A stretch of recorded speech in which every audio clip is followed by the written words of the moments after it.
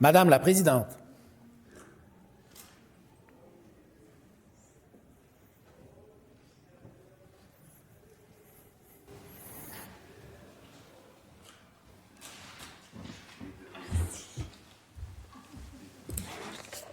Bonjour, vous pouvez vous asseoir. Donc, nous poursuivons nos travaux aux affaires prioritaires.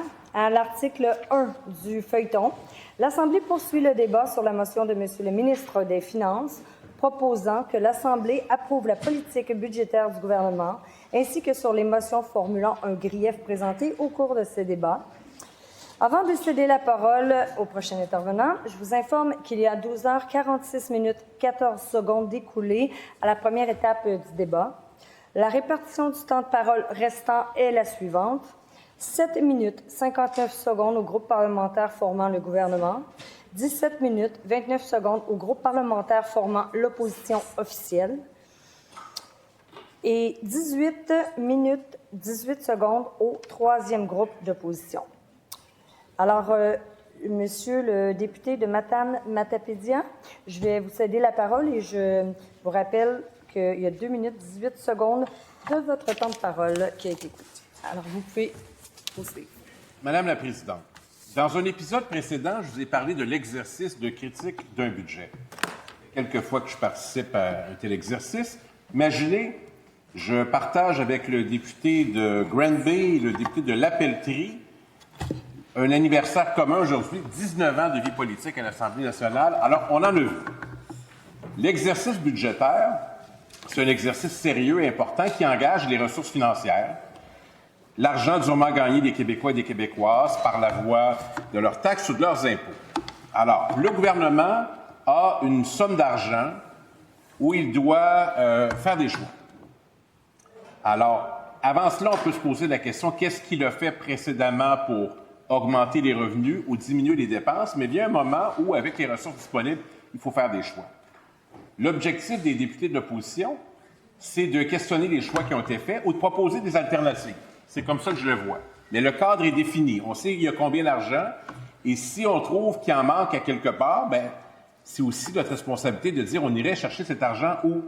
Alors moi, c'est comme ça que je le vois. Ou comment on opérerait différemment si nous étions de l'autre côté de la Chambre au gouvernement. Alors aujourd'hui, l'exercice que je fais avec vous, c'est de comprendre comment on est arrivé à un budget aussi sobre, c'est le terme du ministre des Finances, qui essentiellement nous envoie au prochain budget. Je dirais que les grandes décisions ne sont pas prises. Peut-être qu'elles arriveront suite à l'élection d'une ou d'un nouveau premier ministre, ou elles arriveront lors du budget du prochain gouvernement. C'est là qu'il y aura de grandes décisions à prendre compte tenu de l'état des finances publiques, compte tenu de la pression sur les services publics, compte tenu des défis, notamment celui du vieillissement de la population, de l'état des infrastructures, des charges qu'a le gouvernement du Québec, notamment avec l'immigration, et de nouveaux phénomènes qui apparaissent. Donc, c'est un peu le portrait général de ce que le gouvernement du Québec doit faire. Et à partir de l'automne prochain, quelle que soit la formation politique qui sera élue, elle sera face à des décisions importantes puis un cadre qui est relativement restrictif. Donc, comment se fait-il qu'il n'y a pas tellement d'argent? Bien, parce qu'elle a été dépensée. Ça a commencé à l'élection. On a envoyé de l'argent aux citoyens, beaucoup, pour remporter l'élection. Ça a marché. Ça explique qu'il y a pas mal plus de monde de l'autre côté de la CAQ qu'il y a de députés de l'opposition de ce côté-ci. Après ça, bien là, les budgets s'enchaînent et les responsabilités nous accaparent. Alors, le ministre des Finances a eu des choix à faire, puis j'imagine qu'ils ont été faits en concertation avec les demandes de ses collègues et aussi avec un œil averti des deux candidates à la chefferie de cette formation politique, la Coalition Avenir Québec, qui va mener à l'élection sous peu d'un ou d'une nouvelle première ministre. Alors, quand on regarde le budget, on se pose la question, bien, qu'est-ce qu'ils ont voulu nous dire et quelles sont nos priorités qu'on veut mettre de l'avant? Je commencerai par l'éducation. D'aussi longtemps que je connais le premier ministre, on aura l'occasion de lui rendre hommage la semaine prochaine parce que ce sera la dernière semaine avant son départ, L'éducation est au cœur de son engagement. Je m'en souviens très bien, il y a 25 ans, je travaillais à son cabinet. Je sais qu'il a été un excellent ministre de l'Éducation et comment cet enjeu-là est important pour lui, notamment le soutien aux élèves en difficulté. J'ai des souvenirs très vivaces de ça. Et lorsqu'il est devenu chef de parti politique et ensuite premier ministre, il a dit que c'est pour l'éducation qu'il ferait campagne. S'il y avait un thème, là, une priorité, c'est l'éducation. Si on remonte en juin dernier, dans le dernier exercice financier, il y a eu des compressions qui ont été faites après l'année scolaire, après la fermeture de la Chambre. Ça a monté jusqu'à un demi-milliard de dollars, même un peu plus. On s'est posé la question, est-ce que c'est annonciateur que toutes les missions de l'État vont être coupées, puis ça va être quand même assez grave? Comment a-t-on laissé faire ça? Est-ce que le ministre de l'Éducation, qui était confronté à cet enjeu-là, a fait ce que le premier ministre a fait, lui, dans l'éducation, avec le premier ministre Lucien Bouchard, dire non, il faut préserver les missions et le financement. J'ai été témoin de ça, Madame la Présidente. Alors, je ne sais pas s'il l'a fait, je ne pourrais jamais le savoir, à moi qu'il me le dise lui-même, mais le résultat, c'est qu'il a perdu. Donc, un peu plus d'un demi-milliard de dollars en fin d'année scolaire. Il reste à peu près juste les directions d'école qui ferment les écoles et qui sont confrontées à des choix déchirants, notamment pour les ressources destinées aux enfants en difficulté. On a fait une mobilisation pendant l'été, c'était pas simple. Une pétition qui a recueilli, selon ma mémoire, plus de 160 000 pétitionnaires, la deuxième plus signée de l'histoire de l'Assemblée nationale, dans les pétitions électroniques qui font l'objet d'un suivi.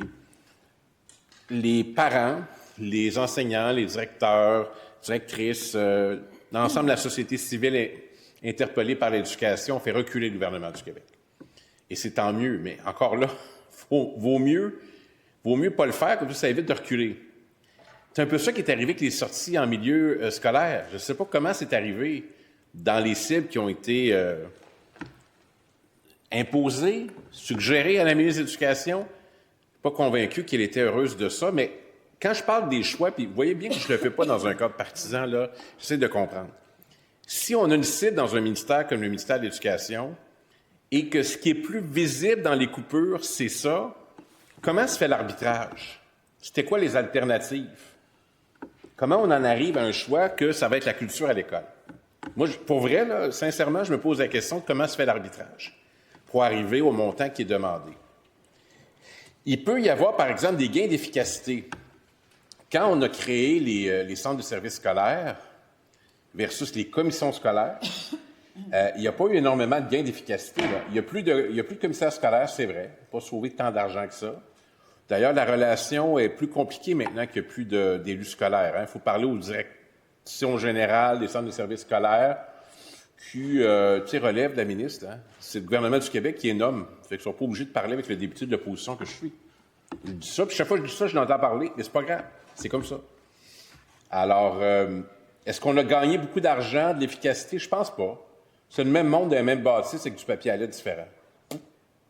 Est-ce que, par exemple, là, on a un phénomène où dans certaines régions, on doit construire des écoles, puis construire des écoles qui ne coûtent pas trop cher? J'ai vu un cas dans les Laurentides, je pense que c'était 400 millions, Madame la Présidente. C'est beaucoup d'argent. Il faut construire des écoles, il faut construire des annexes. Je n'ai pas dit roulotte, je ne vais pas faire choquer la ministre. Puis il y a d'autres endroits où on a un parc immobilier qui est trop grand pour le nombre d'élèves. C'est un peu ça chez nous. D'ailleurs, il y a tout un débat là-dessus, sur les capacités du centre de service scolaire versus le nombre d'élèves. Donc, comment on arrive à choisir en éducation quelque chose qui doit être coupé?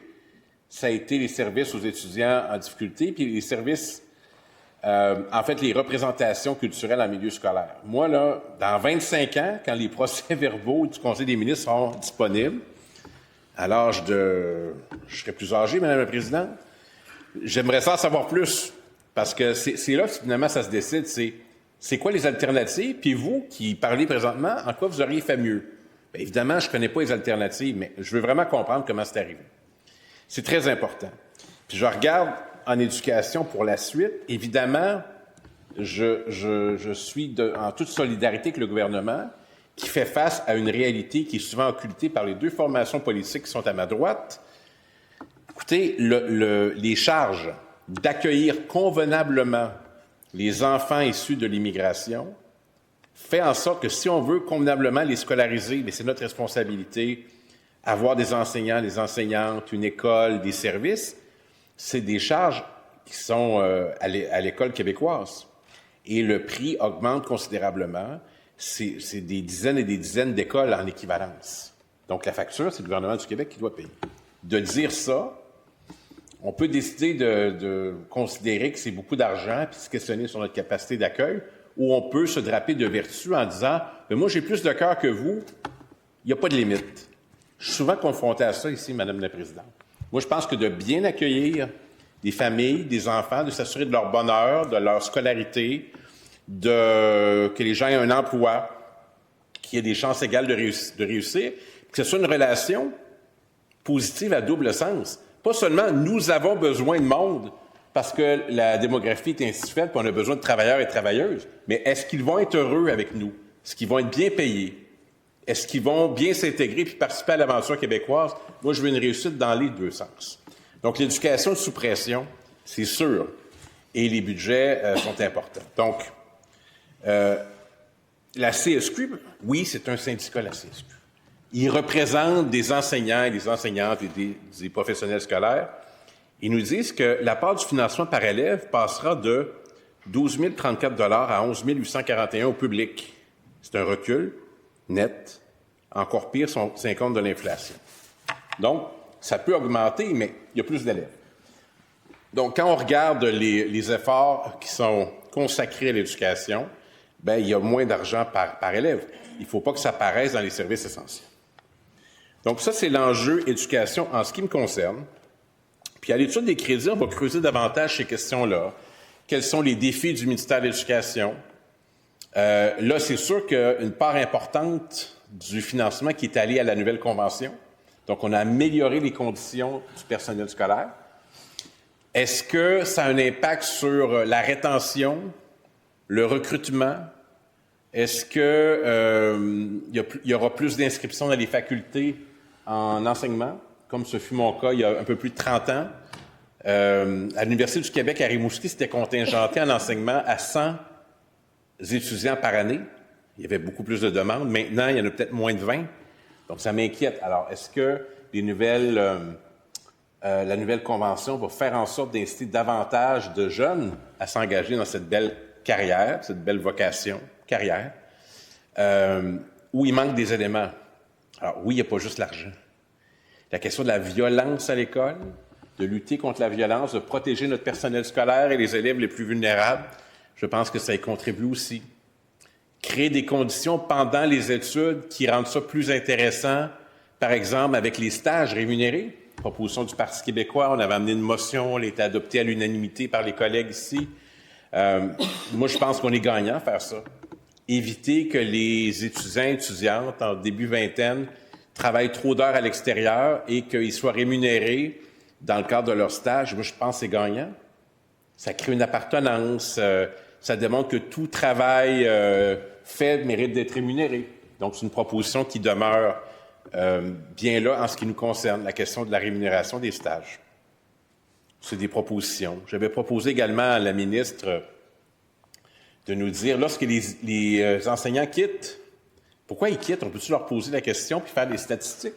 Puis là, il y a peut-être des phénomènes qu'on ne connaît pas sur lesquels on peut agir, qui font en sorte que, parfois c'est incroyable, là, il y a des enseignants et enseignantes qui leur restent quelques années avant l'éligibilité à leur retraite, puis ils vont faire complètement autre chose. Oui, il peut avoir le sens du défi, la volonté de faire autre chose, mais des fois, c'est davantage par dépit. Il faut qu'ils sortent de là, parce que c'est difficile. Moi, ça m'inquiète beaucoup.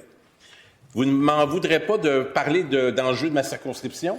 Alors, c'est ce qui m'habite le plus en politique après toutes ces années. Alors, je veux parler du port de Matane. Le port de Matane, qui était fédéral pendant des années, qui a été cédé avec 3 autres ports, Gros-Cacuna, Rimouski et Gaspé au gouvernement du Québec, une nouvelle société qui a son siège social à Matane. Alors, on a des travaux importants à faire au port de Matane. Il y a à peu près 1000 emplois qui sont rattachés à l'activité portuaire. Le port est en très mauvais état. On n'a pas l'argent puis ça presse. Si on ne réussit pas à obtenir l'argent, on est dans le gros trou.